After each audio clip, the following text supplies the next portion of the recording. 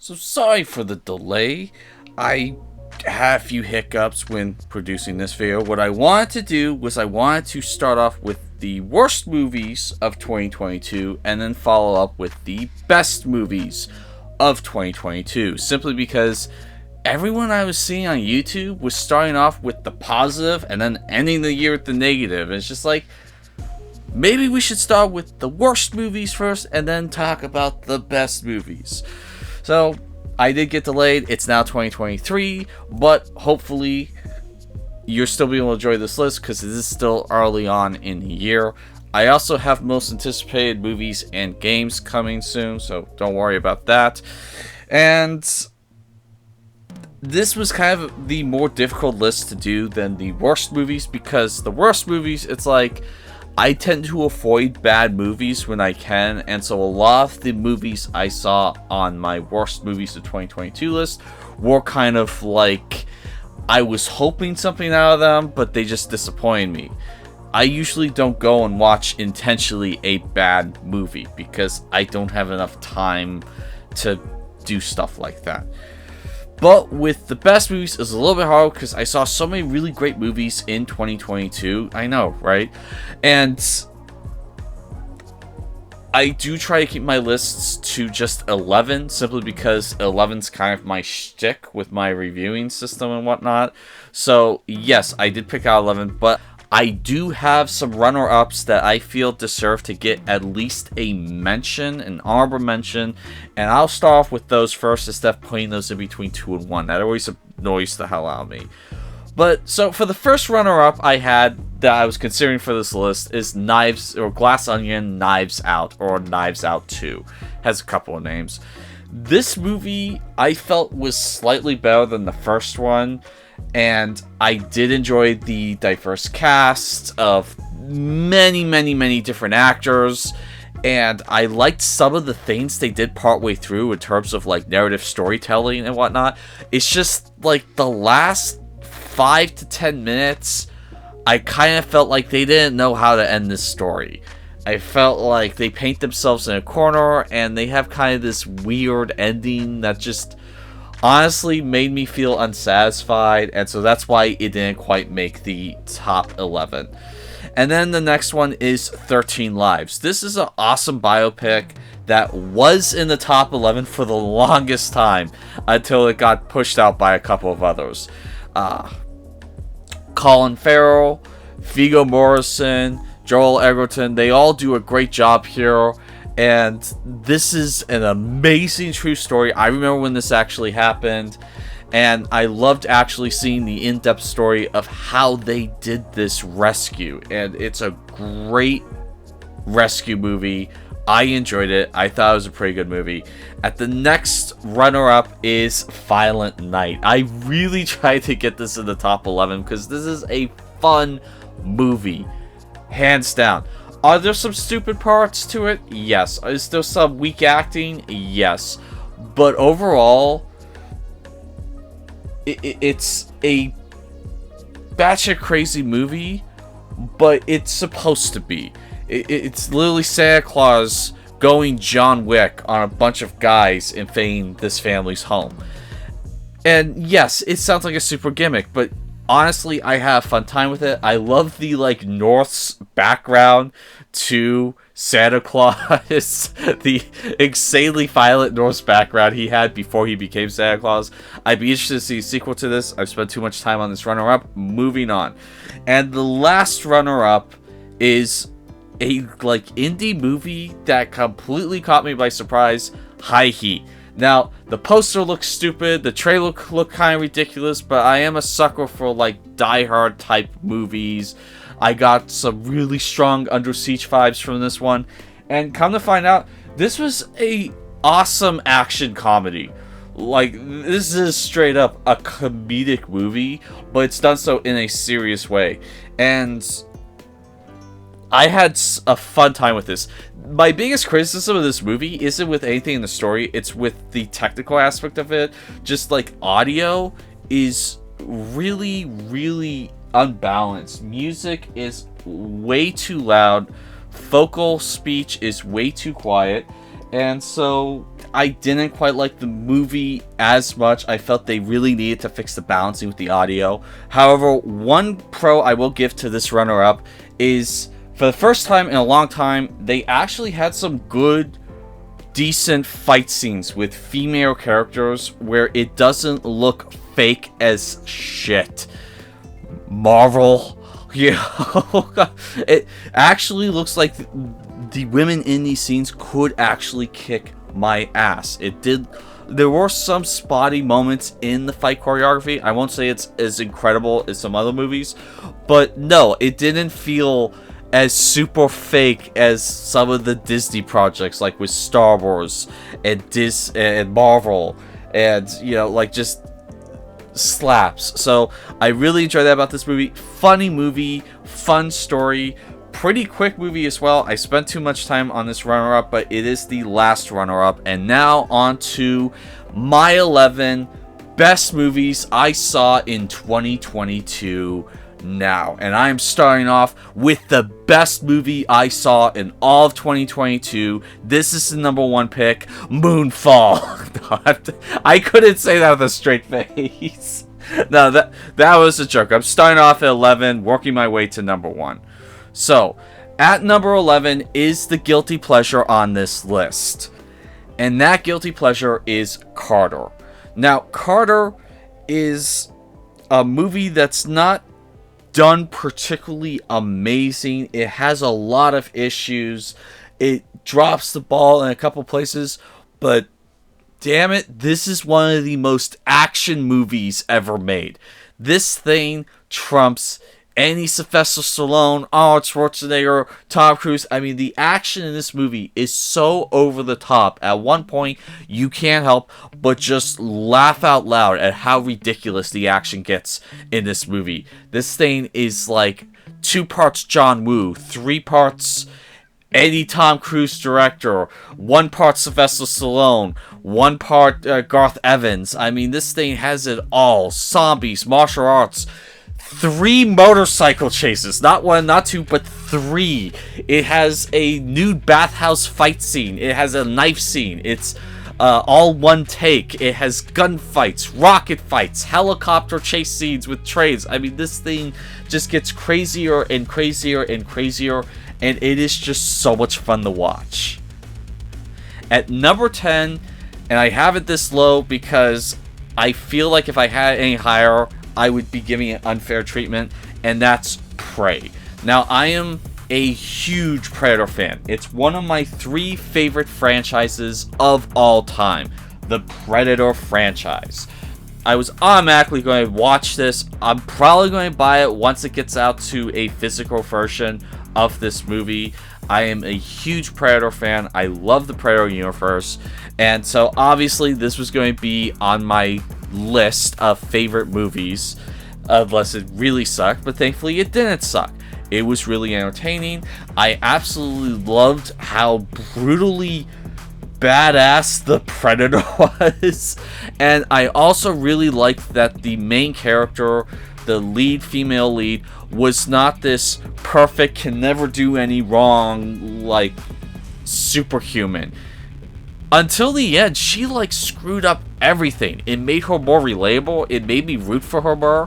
And honestly, it made her a better character, having her screw up all these little tiny things as she's trying to accomplish this one goal. And then as the movie goes on, she gets another goal. And it just made her feel human. And I liked that character. So yeah, I'd be willing to see what Dan Trenchbaum, the director, does next with this franchise. Hopefully we don't have to wait another 5 years before we get another Predator movie. At number 9 is Avatar 2, or Avatar: The Way of Water. Now, I had some criticisms of this movie when I reviewed it, but overall I liked it better than the first one, and this is one of the most beautiful movies you are ever going to see. It is jaw-dropping how gorgeous the CGI is. Typically, CGI can be considered like a negative point if a movie uses CGI when it doesn't need to, but in terms of like James Cameron, or with this movie, the CGI was very necessary. And the CGI was absolutely incredible. I am looking forward to seeing this again in 2D when it comes out on DVD to see if that CGI holds up or if it needed the requirement of the super fast frame rate and the 3D. So I felt that Avatar 2 was a fun time at the theaters. I enjoyed it, and I am looking forward to seeing the next one. Unlike the first Avatar, when after that one had a sequel announced, it was like, I don't know if I need to see a sequel to this. Now, I'd like to see the third one because of the second one. I had fun with it. Hopefully, they do the third one a little bit better than the second one, and then we will have a great movie. At number 8 is one of the few kind of snubs that I have on my list. I want to focus my list on kind of more obscure movies than the usual suspects of best and worst movies of 2022, and this is the first one on my list that is really obscure. I've heard no one talk about it, and that's Confess Fletch. Now, this is based off of a book or book series of murder mysteries, whatnot, that follows this ex-reporter that comes home to his temporary apartment one night, and there's a body there. And of course, the police just automatically assume he's the person who killed this person, and they're trying to get him to confess, hence the title, Confess Fletch. And starring in this movie is Jon Hamm. He does a great job in this role. It almost feels like he's just enjoying the hell out of this character. He has some of the funniest lines in this movie. This is a comedy, but one of those comedies that also takes itself seriously, so it's not slapstick, but it does have a good story to it. I really was invested in finding out who this mystery person was. I liked a lot of the characters that are introduced. There were some truly funny scenes, like the dinner sequence at the end was freaking hilarious when you saw all these characters like just inadvertently showing up at this one dinner. It was pretty good. I like some of the twists and turns, and overall, I would like to see a sequel to this. An amazing part of this movie is that when they were filming it, they ran out of money, and when they couldn't find any more funding to finish out the scenes, Jon Hamm took a pay cut of what he was supposed to get for the movie to help finish the movie. And it's always awesome when you hear an actor do something like that. Like, oh, we can't finish the movie without this much money? Here, just take it out of my pay. Yeah, and that's how they finished the movie. So that was kind of awesome that he did that, and it's a fun murder mystery / comedy. Now, at number 7 is another movie that's getting snubbed by everyone because it just came out earlier in the year, and it came out on a streaming platform, and everyone forgot about it after 2 weeks, and that's No Exit. No Exit was a surprise for me. It came out on Hulu. I'm pretty sure it came out on Hulu, and when I saw this movie, I was not expecting a lot out of it. And it follows this girl. She like breaks out of a mental institution to go see like a dying relative or a sick relative, and she's driving through a snowstorm, gets stuck at this like rest spot off the beaten path. There's a group of people inside this building, and everyone's snowed in, and then this girl discovers something and has to figure out who among all these strangers are behind it. I don't want to give you too much more than that, but this was a fun kind of like 10 Little Indians whodunit type of story, and I was really concerned they were going to do this one really overused cliche at the end, and thankfully they didn't do it. It was like, oh wow, this entire movie, I thought you were going to do this cliche. What a breath of fresh air. And so, yeah, no, the acting's really great. The writing's good. It had me invested. I was on the edge of my seat once the movie got going. And yeah, if you have a Hulu subscription, check this movie out. It was really entertaining.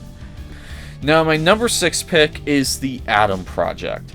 This was a movie that I wasn't expecting a lot out of, but it's just like, okay, time travel, Ryan Reynolds talking to his younger self, I'm getting some Back to the Future vibes, yeah, I'm down. And when I saw this movie, I had such a fun time with this movie. I watched it a second time the very next day. That's how much fun I had with this movie. I mean, it was just so entertaining. I loved all the characters.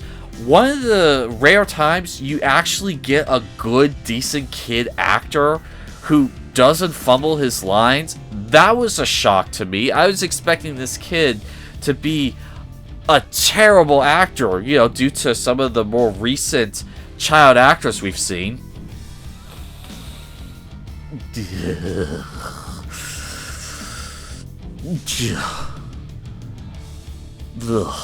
Almost threw up there. Anyway, back to the Adam Project. This was a very entertaining story. I liked the characters, the scenarios. Ryan Reynolds and this kid actor played so well off of each other. It was infectious. And one of the rare times you actually get a movie where when the credits start rolling, the story's complete. There's no sequel bait. There's no world building tease of like there's a threat coming. So many movies try to build a franchise now. And with this movie, it was like once the credits rolled, it's like there is nothing more that needs to be done with this story. And that was refreshing. So yeah, check out the Adam Project. It was very entertaining. A fun Friday night, Saturday watch, if you would. And I have nothing but good things to say about this movie. At number 5 is a movie I did not really want to see, and I was not expecting anything out of, but like I was just desperate to watch something that wasn't going to be crap, and so I put in The Black Phone.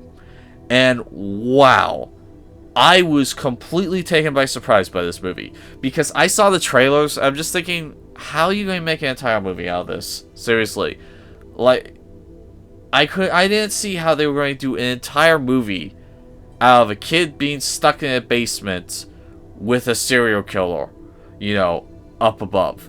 And damn it, they made it work. Like, this was a really fantastic movie. Definitely captured the whole Stephen King vibe of some of his books, like with, you know, It, and with Pet Sematary, and with, you know, the whole Derry, Maine experience. I actually think in this movie someone mentions Derry, Maine as like a hat tip to Stephen King. I might be wrong about that, but this was a really fantastic movie. Ethan Hawke does a great job playing this psychopath, and again, big surprise from all the kid actors. Were there a couple of lines that were fumbled? Yes. But for the most part, all the kid actors did a really good job. Unlike...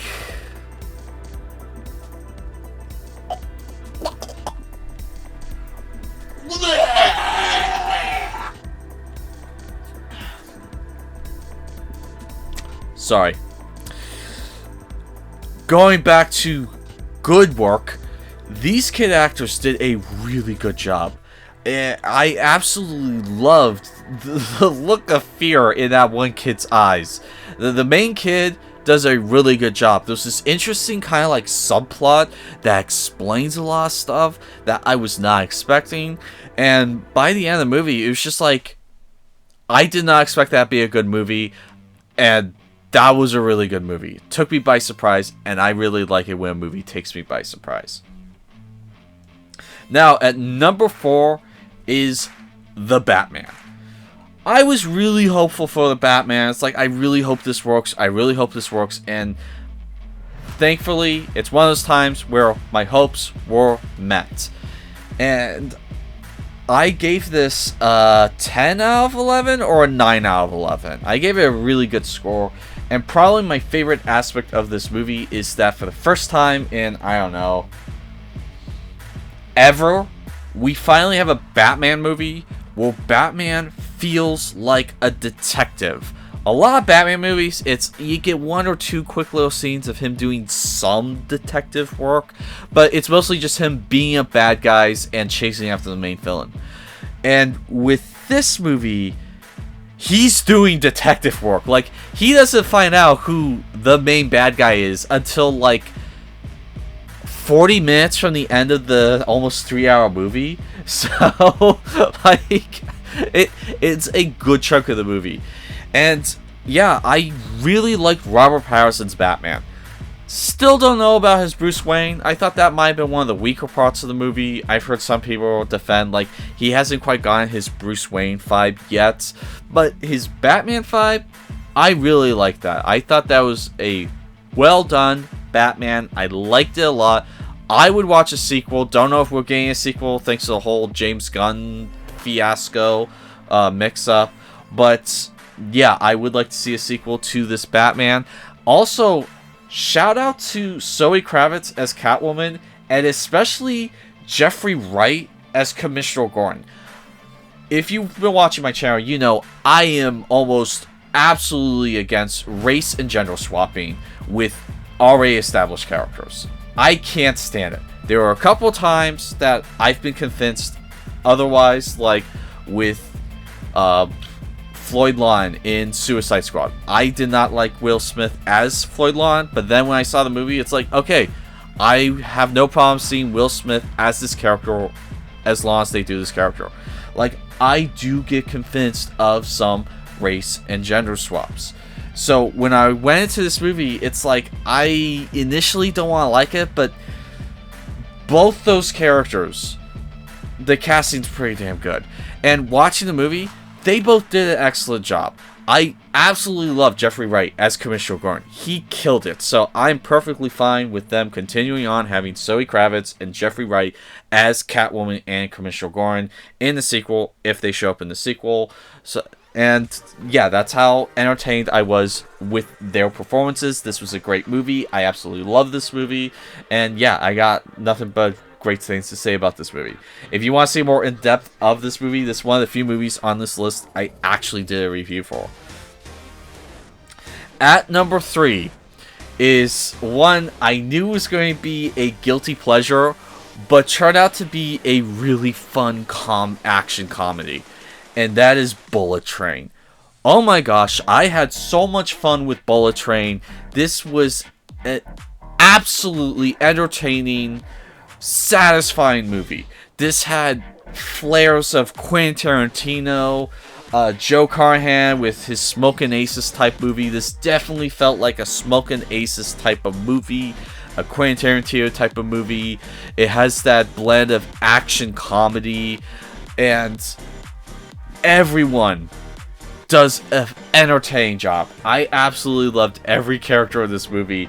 Probably my 2 favorite characters in this movie was Tangerine and Lemon. Those 2 characters like stole almost every scene they were in. I loved the little subplots they have. They were freaking entertaining as hell.